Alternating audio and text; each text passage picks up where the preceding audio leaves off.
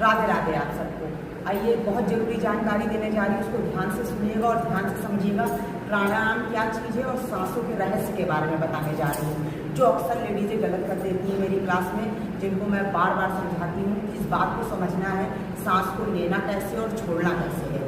मैंने आपको पहले भी बताया है कि शंकर भगवान ने इस बात को बिल्कुल प्रूव किया है कि शंकर जी का ही योगा है, शिव जी का, और प्राणायाम को समझने की कोशिश करना है।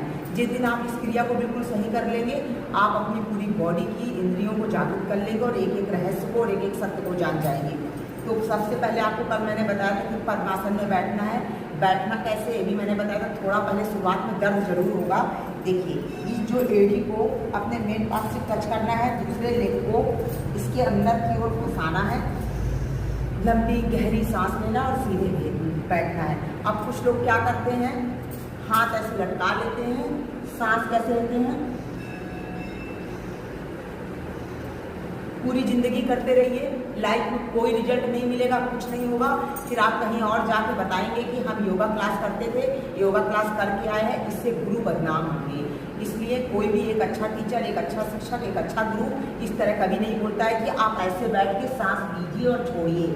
मैंने आपको हमेशा से एक बात बताई और हर गुरु ये बात बताता है कि बॉडी बिल्कुल सीधी रखिए, आपकी रीढ़ की हड्डी बिल्कुल सीधी होनी चाहिए, लंबी गहरी पद्मासन देखिए, और सांसों को लेना कैसे, छोड़ना कैसे, सबसे पहले इस रहस्य को समझना है। अब हम देखिए, सांस कम से कम 10 मिनट या 15 मिनट लंबी सांस खींचना है। कैसे खींचना है, ध्यान से देखिएगा, धीरे धीरे। जब सांस हम खींच रहे हैं तो पेट फूलता चला जा रहा है, ध्यान रखिएगा। धीरे धीरे पेट, फिर सीना, फिर यहाँ छाती में धीरे धीरे आ रहा है सांस भरते हुए।